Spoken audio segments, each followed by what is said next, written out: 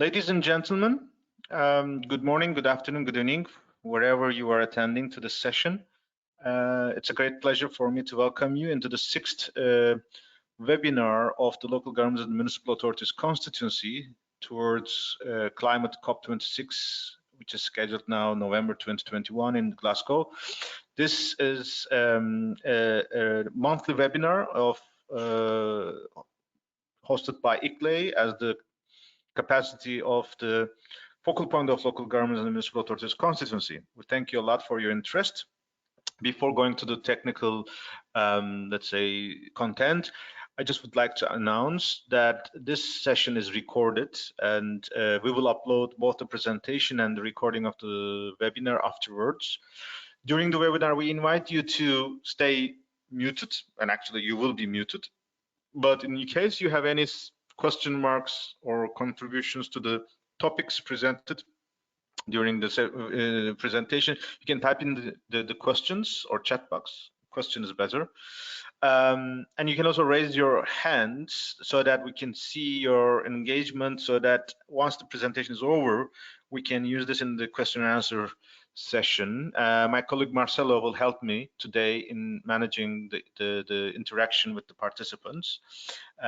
Once again, we thank you all for your contribution. Today's agenda is mainly on four themes. In particular, we would like to focus on a review of our roadmap towards COP26. This is what we are achieving, or what we are presenting at the beginning of almost every webinar. We are aware there are newcomers sometimes, but we also know there are very regular colleagues who are following our webinars, so we would like to bear with those usual attendees, but to bring all of our participants on board in a session, we would like to start with our basics of our engagement towards COP26. We will spend much more time on the Marrakesh Partnership 2020, the new structure, the new vision, and I think that will be the biggest, let's say, uniqueness of this round because of the upcoming preparations and the deadlines. There is also an ongoing process with the dialogue, open dialogue with the UNFCCC Executive Secretary. We will have a reference on that, and we will have a very basic, actually, as you all know, July and August are not too much active, especially the Northern Hemisphere being on a summer mode, and especially we're still unfortunately facing the several waves of COVID-19 pandemic. But there is a couple of events that we'd like to highlight here, one in particular, especially the one that's coming next week. Just for those who have been who have not been following our presentation or webinars before, what we have done so far, the first one we have had in February, we had a basic overview of our preparations for a COP that was expected to be held at the end of this year, 2020, and we had inputs from Jordan Harris from the COP25 presidency. The next month, this was just before the postponement of SB 52, and then COP26 dates, we were expecting some things would come. We still kept to our original agenda, even though we were in the pandemic in the first 3 weeks of the pandemic at that time. In that webinar, we had the benefit of engaging both with Jordan Harris and Kristen Mozadale, so that we were able to hear the vision from COP25 and COP26 presidencies. On 15th of April, immediately after the postponement of SB 52 and COP26, we had a regular update internally, how can we accommodate ourselves, and these were the moments where we were announced that there will be the new president of the COP26 was appointed by the UK government, and we also have advanced our dialogues with the champions, which helped us to have a special dedicated session on the 13th of May, a special dialogue of LGMA community with both of the champions of COP25 and COP26, Nigel Topping and Gonzalo Munoz kindly joined us. In June, this was a busy period actually. It was the period between the 13th of May and 17th of June, which was very busy with the Biodiversity Day, World Environment Day, launch of Race to Zero, and the conclusion of that, let's say, a month of Rio conventions was 17th of June, which was recognized as the desertification day globally, and on that day we have a spatial climate land nature session. We also have learned or heard from our partners who are leading the Edinburgh biodiversity process, which is also an important agenda for the global sustainability. So all the presentations of these past webinars as well as the recordings are available through the links. When you receive this webinars files, you will also be able to access to that, and you can download and you can watch those previous sessions as well. So just to recap, 2015 was milestone, Paris Climate Agreement. In particular, for the first 20 years of the climate process, we were suffering a lot because local and regionals were not recognized as a core partner or as an important partner. We were already recognized as one of the contributors or major groups in the definitions of Agenda 21 and other processes like biodiversity, but in the climate change space, that was very difficult. Whereas over this period, 95 to 2015, we have been engaged in the roadmap of local governments and municipal authorities, particularly following the road towards Copenhagen, and afterwards we have been engaged in making the case for action agenda. During this period, we have engaged with the Friends of Cities, and definitely we have participated 2014 UN Climate Summit. All this contributed on the run-up to the Paris Agreement, which helped us to achieve an important decision where the preamble paragraph of the Paris Agreement, which is the document that was signed by the heads of state, explicitly refers and recognizes the importance of engagement of all levels of government. This sets a new precedence because in the whole climate space, we were always saying that climate work of the local and regional governments were relatively voluntary. There were not a clear mandate, but this recognition, but also in the rest of the technical decisions, we see numerous references on mitigation, adaptation, capacity building, that we as local and regional governments are core partners of the efforts, and that is the whole new logic of the Paris era, that it is not the responsibility of the national governments, but all levels of governments have a role to play. And that, of course, has influenced our work since Paris Climate Agreement was adopted. In particular, we have been engaged in the Marrakesh Partnership, which is an action agenda. We have pushed an important process called Talanoa Dialogue as a contribution to the initiative of the COP26 presidency, that cities and regions hosted numerous sessions so that we made Paris Agreement to be discussed in every city around the world, or in majority of the cities. This was a huge mobilization, and this was really putting the need that the new NDCs or the second NDCs should be incorporating the contributions of local and regional governments, and also bridge the urban development and climate action together. During this process, we have elevated our work with Friends of Cities to Friends of Multi-Level Action, and we participated 2018 Global Climate Action Summit, as well as very actively involved in the 2019 UN Climate Action Summit. Every year, the community of local and climate community is engaged through the leadership of presidencies. The country who hosts, either physically or politically, an event at the end of the year has the responsibility to continue the implementation or safeguard the implementation of all the decisions throughout the year, and the next host also prepares their agenda. So that is like a rotation, or that is like a cyclic process. In between every year, there is a session in June in Bonn, Germany, the seat of the UNF Secretariat, which is a technical session, which is a preparation of the decisions or outcomes towards the end of the year climate conference of parties. Obviously, with the COVID pandemic, there is a certain change. Now we are talking about a year where there's no COP, a year where there's no subsidiary body meetings, and everything will be now postponed to 2021. Obviously, this has challenges because there is a risk that because of the COVID, there may be a loss in the prioritization of climate agenda.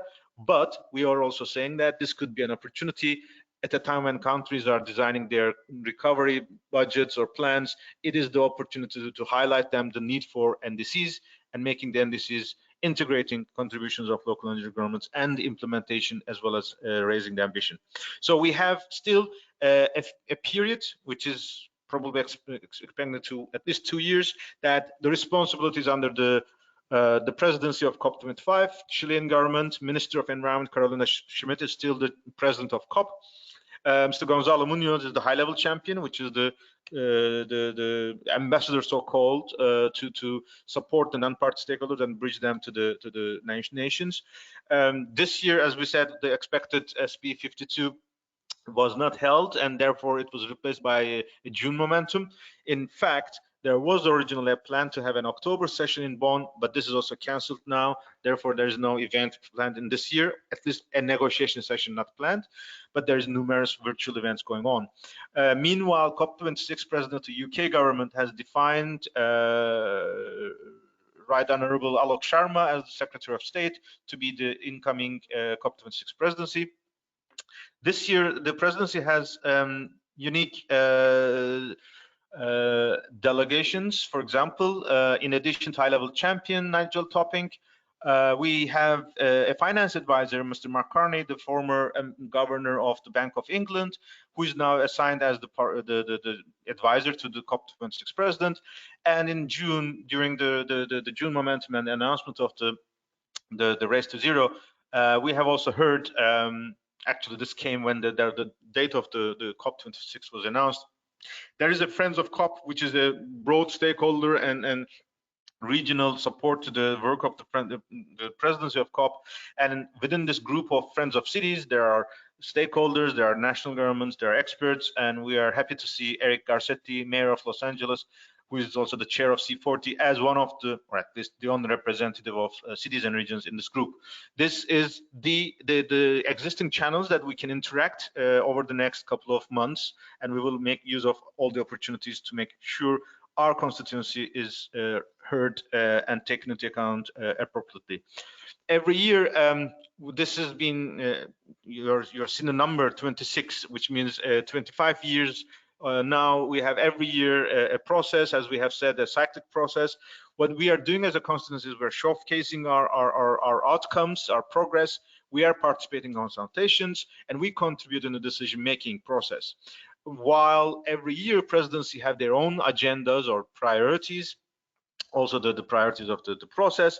This year, 2020, is of course the time for seeing the second indices, conclusion of the finance discussions. So all these priorities have led the presidency, the UK government, to list 5 priorities: adaptation and resilience, nature, energy transition, clean road transport, and finance. Whereas we as local and regional governments have announced by the COP26 in Madrid 6 priority areas for our vision for Glasgow, to make it a multi-level action COP, to raise ambition and this vertical integration, localizing of climate finance, balanced approach in mitigation adaptation, linking to circular economy, and amplifying global action.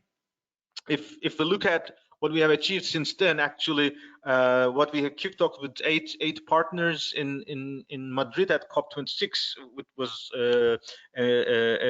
endorsed also by COP25 presidency, now expanded to 19 organizations, networks, and partners who contribute to the 6 agenda items that we have been seeing. And as basically what we can see in the raising ambition, we have seen a surge of new entries of cities and regions contributing to Race to Zero.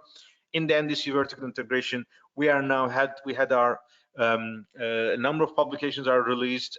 We had a ministerial mayoral dialogue, and we are advancing on a definition of regional and local contributions.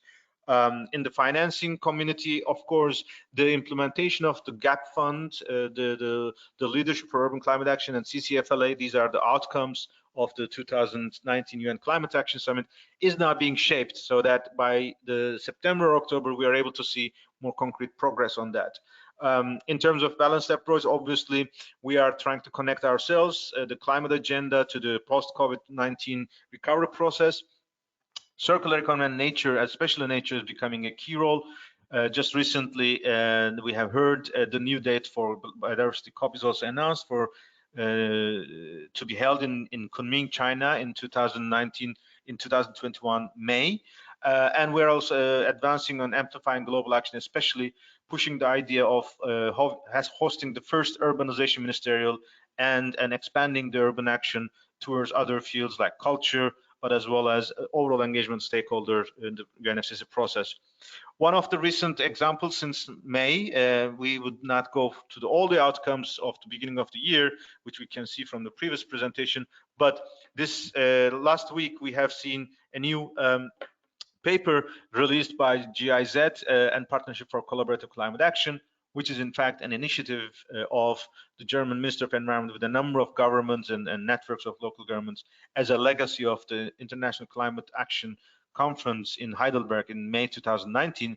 There is a new paper which is connecting the NDC ambition and connecting to the recovery process through the notion of perspective of collaborative climate action, making it much more concrete. This, in fact, is really important because this is one of the examples in terms of the implementation of the Paris Agreement Preamble number 15, which says if the countries are invited to recognize importance of engagement of all levels of governments, then they should be able to concretely demonstrate how they are working with their subnational, regional, and local governments at all levels in the NDCs, but also in the processes. Now, we would like to focus on the Marrakesh Partnership in the sense that, as we have heard, this is now originally a plan for supporting the nations or for supporting the non-party stakeholders in the pre-2020 period.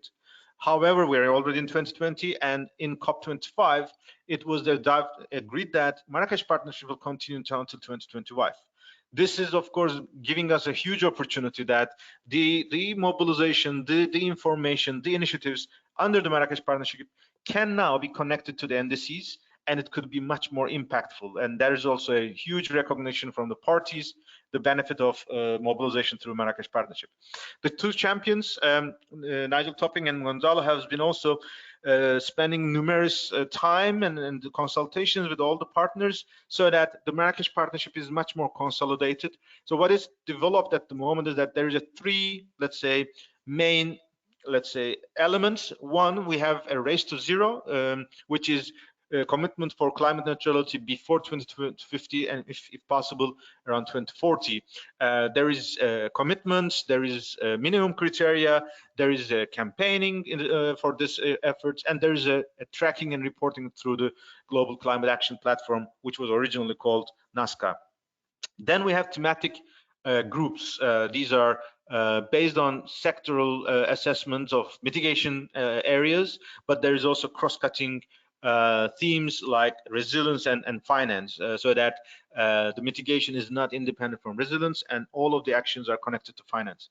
And to support all these, the champions have also introduced the concept of the non-party stakeholders engagement, which lists a certain number of constituencies or actors. The good news is that this has been also an effort of the UNFCCC over the past 25 years, which is organization through constituencies. And over the organigram of the new structure of the UNFCCC now, these constituencies and the non-party stakeholder engagement policies are getting much more closer to each other. There are numerous discussions. Those who have not been involved in those processes are getting much more familiar. And there is this diversity of dialogues is encouraging us to come up with more ambitious ideas and plans and initiatives. This year, 2020, as we said, the champions are introducing a new concept. Over the past 4 or 5 years, the networks, the stakeholders involved in the thematic areas were always trying to find their ways on their own. This year, champions have introduced the concept of mobilizing a support team, which means a certain pro bono or voluntary or in-kind contribution from numerous partners for each of the thematic areas based on the priorities of the champions. This means those on the right part of the column do not necessarily capture all the discussions of the thematic settlement, the thematic areas, but these are the priorities, of course, of the COP26 agenda. And the logic is that with introduction of this support team, which is advisory service or new information, new analysis assessments, the work of the thematic, let's say, groups can be enhanced. The products could be much more solid, and it could be much more visible to the eyes of the national government, so that the outcome of Marrakesh Partnership thematic groups could be much more integrated, especially action pathways to the national determined contributions. Over the course of this couple of years, months on the way towards COP26, champions have envisaged that through the engagement of the support team, technical experts in each thematic groups with their priority areas, and with the interaction with the existing stakeholders in the thematic groups, there could be a revised stakeholder map. We can have a new decarbonization pathway. We can develop indicative S-curves, KPI tracker, key performance indicators that could be helping us how are we advancing towards 2040. We could map better our activities, conferences, initiatives through this process, and we could have much more professionalized communications and focused communication strategies. Obviously, these will all be limited with the capacity of the champion support team and also the capacity of the stakeholders in the thematic groups. I will not go to the details of it, but now over these couple of weeks since April and May, we now have a clear agenda that will guide us towards November, which was the date that the champions announced that it will be November dialogues, where they will present the work of the Marrakesh Partnership. This is, of course, very timely, because the concrete outcomes from the thematic groups or cross-sectoral discussions of Marrakesh Partnership, if it is presented in such a professional way, in a convincing way, and with a very clear-cut messages, since national governments are still preparing their NDCs to be presented next year, they can benefit somehow from the outputs of this from the products of these efforts, and that is also, of course, encouraging and motivating all the partners to be more actively involved in this process.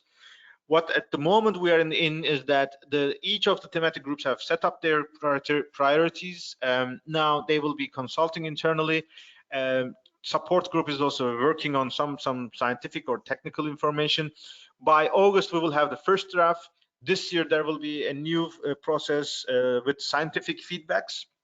This is in line with the priorities of the champions. And by October, we will have the first drafts, and November, the documents will be presented.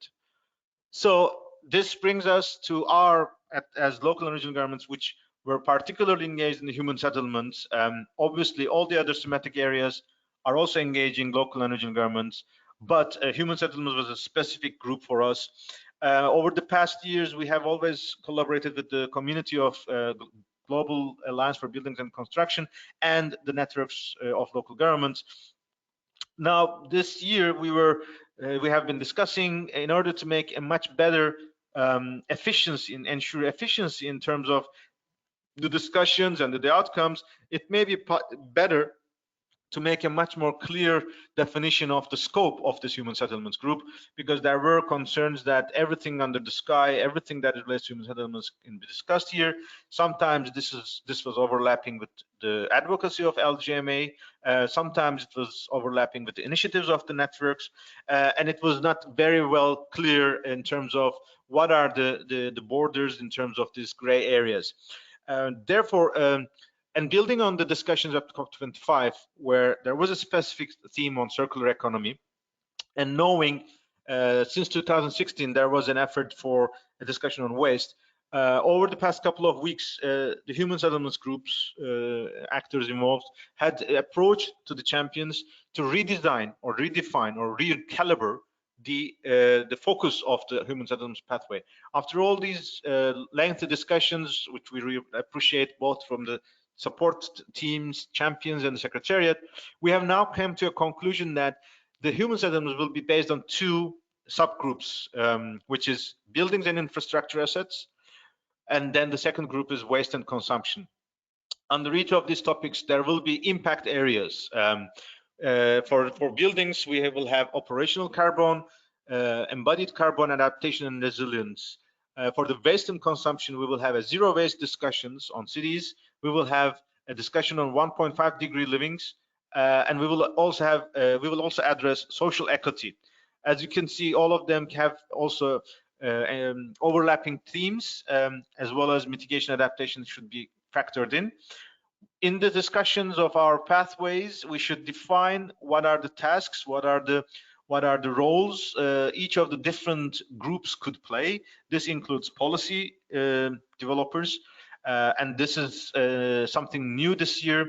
Originally, it was in 2 different groups. Now, policy includes international policy, national policy, and local and regional governments, and subnational policy as well. We will have a discussion on what is the role of finance and investment, what is the role of technology and innovation, the business and civil society, across all levels of thematic sections, for example. And again, a new feature this year is that while last year we had this 2030 and 2040 pathways, there is a proposal that we also should look at what should we expect in 2025. This is the mid-year of the decade for action, and in particular the implementation of the second phase of the NDC, so that a midterm evaluation would be very helpful. Now, in parallel, one thing we have to consider that this is only focusing for this year. This is limited with this year's achievements, but the Marrakesh Partnership is having a vision for 2025. Therefore, champions have released a letter, and they're expecting inputs or responses from all partners by 31st of July, which is next week, Friday. So we hope the members of LGMA will also develop inputs. It is possible that some networks, some partners can come together and make a joint submission, but individuals, organizations can also make their submissions, and we can discuss it over the next couple of days, and we can check how we'll be advancing on that. This slide is summarizing, in parallel to this huge interaction with the Marrakesh Partnership over the past couple of months, we were also engaged with dialogues with the UNFCCC Executive Secretary and her team. It is now branded as Open Channel of UNFCCC Executive Secretary. This kicked off in May when we have seen that there is a new organigram of the Secretariat, which is combining the observer constituencies and the action agenda partners, as well as that there is a new calendar of activities where there will be a time for consultations so that we can hear more from each other, lessons learned from past experiences, in particular, both in the UNFCCC engagement, but also in the national level engagement. This continued over the past couple of weeks, especially during the June momentum. In all those discussions, we had enjoyed the participation of Executive Secretary personally. That shows her support to this process. On the 9th of July, there was a special dialogue with the President of COP25, which is again a signal that we were seeing from the leadership of COP25 presidency. Meanwhile, COP26 presidency, the UK government also kicked off their own bilaterals with the constituencies, and we are seeing that the open channel of the UNFCCC is also supporting this dialogues. As a midterm conclusion, there is a proposal that we will have 3 workshops over the next couple of months.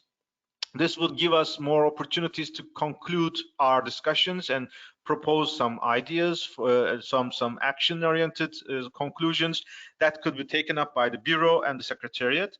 The first one will be 23rd of July, tomorrow. It will be focusing on code of conduct, which is demonstrations or stunts during the COPs, especially relevant to security and civil society activities. But it will also have a discussion on what is an inclusive participation in the UNFCCC context.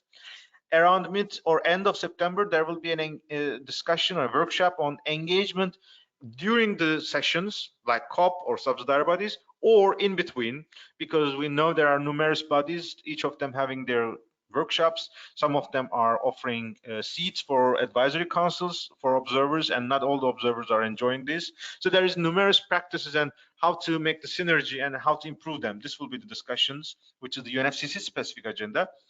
And third, and one of the most important ones, will be a discussion about how to increase ambition at the national level. This is particularly relevant if you recall the outcome of the Marrakesh Partnership action pathways. If they could put a technical and scientific, let's say, justifying in documented information about how we can raise ambition through stakeholder engagement, And if we have a discussion on the negotiators in terms of what mechanisms we can establish, that two process, we believe, will be helping to the nations and the COP26 preparations, that in the 2021 we could be much more confident that we can bring Glasgow much more ambitious ideas and implementation opportunities. With this, I'd like to conclude with one important announcement. As we said, in the next couple of weeks, we are not expecting too many events. One important event is that next Wednesday, we will have ICLEI's first Race to Zero dialogue. This will bring representatives from Japan, Europe, Korea, and Australia, including Minister of Environment of Japan, which is particularly very, very interested to encourage zero carbon cities and regions in Japan, but also bringing this momentum to the NDCs, both in Japan but outside. We will have Nigel Topping joining us from London as the UK champion. We will have the president of ICLEI and Mayor of Bonn, who is one of those cities who are engaged in Race to Zero. Governor of Nagano, which is one of the first prefecture in Japan who have committed to net zero future, along with 100 more. He will be presenting the experience in Japan. We will hear from Mayor of Turku, which was also participating in the launch of COP25, the Climate Ambition Alliance, which is particularly strong in connecting climate action to circular economy. Mayor of Suwon will share his experience, in particular over the past couple of weeks in Korea.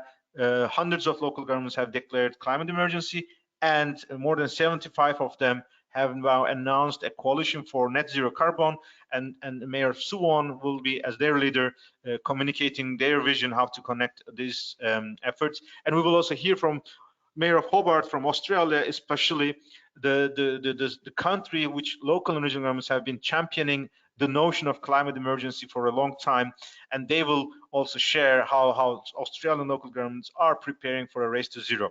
We believe this would be really a good opportunity to hear political perspectives from different continents, but in the second half of the session, we will also hear from technical experts how they are supporting their political leaders in the implementation of their commitments.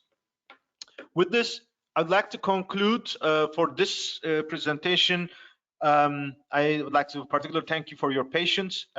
It's not easy to be focusing to a presentation around 30 minutes by one person, but I hope the inputs we have presented here are helpful for you.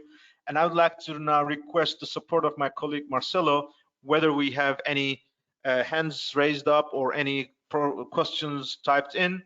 So Marcelo, can you guide me whether we have any contribution from the audience now? Yeah, Yunus, we have so far no questions and no raised hands. So, well, this is both a good news and bad news, in the sense that this could be a signal that you are either familiar with all of these or the inputs were too much. I don't want to comment in that sense, but for those who have been involved in these discussions, you can certainly take the floor.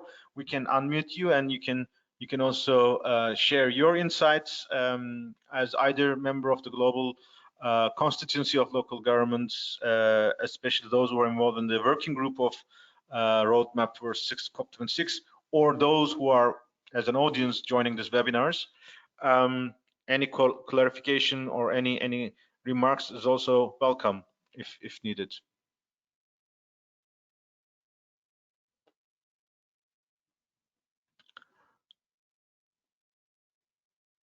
Maybe I could keep this slide for some more time. This is the new structure of the Human Settlements Action Pathway. Obviously, waste and consumption was not too much in detail discussed. There was a reference, it was a brief touch. This means that we will have new actors, new partners being involved in this process, which will strengthen our opportunities, but we have to reach out to those partners. In particular, the trending topics like consumption-based approach or circular economy which is very, very important, in particular in the global north, which are resource intense, that they could face, or they could overcome the challenges of the difficulty to deal with climate change only by technological solutions, but instead they could back up with social and holistic manners of lifestyles. And I think this would really be an important factor, that those emission reductions that we desperately need could be possible by social transformation as well, and introducing the concept of equity and social responsibility. Whereas in the waste, we know, especially in the global south, this is a particular source of emissions. There is still a huge amount of waste generated both in the north and south, but there is huge capacity in managing especially solid waste, which are a source of methane and other emissions, as well as ocean pollution. So addressing challenges of waste separation, waste collection, and waste management, emissions, accounting of emissions, accounting of new concepts like carbon footprints of our food styles or food habits, or consumptions of materials, the use of materials in several infrastructure projects like cement and steel, the footprint of carbon footprint of food and textile.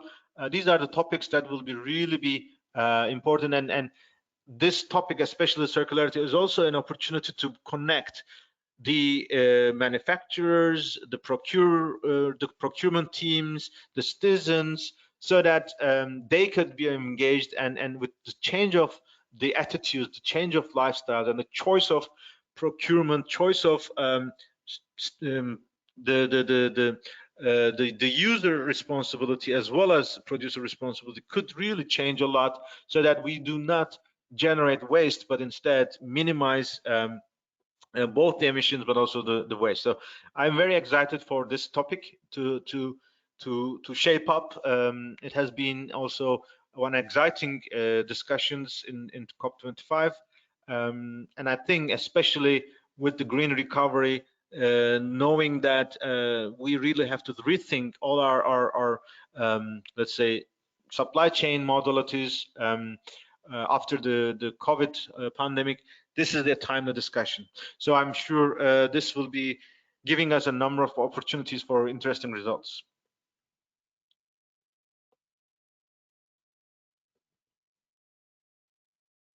I'm going through whether there could be any other interesting discussions.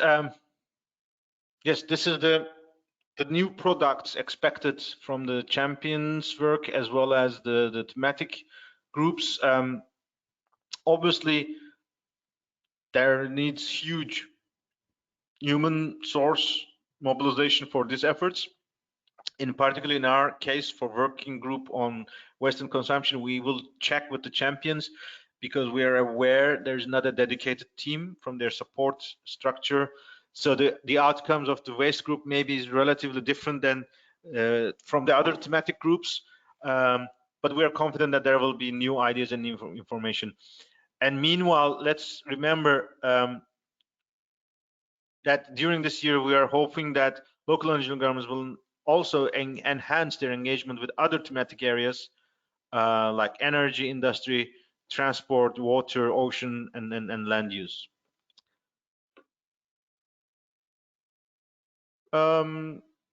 Marcelo, any additional update or question mark?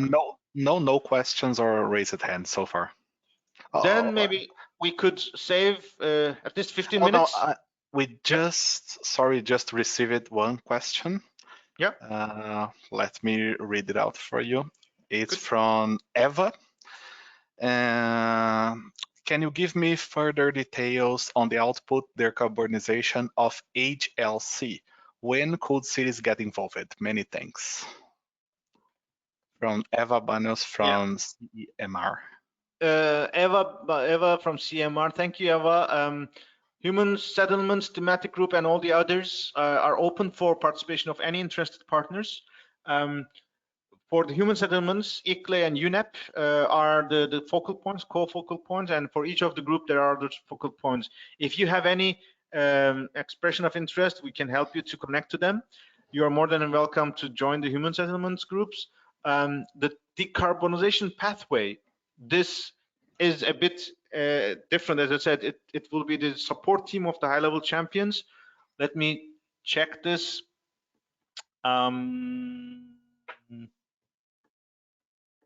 Actually, we should ask, maybe we could ask this, how will they run the decarbonization pathways? Do they mean the action pathways that we have been working on? I don't know, because there were some scientific discussions, but from our side, our action pathway, we have a template of assessment and analyzing, and our group, human settlements group, are expected to fill this. As I said, our colleagues, Natasha Nass from the UNEP, serving as the Secretariat of Global Alliance for Building and Construction, and Burcu Tuncer from ICLEI Cities Circular Development team, manager of the Circular Development team. They will lead our work in this field, and you're more than happy to connect. I'm happy to inform them about your interest, so that we can engage you in your contributions to this process.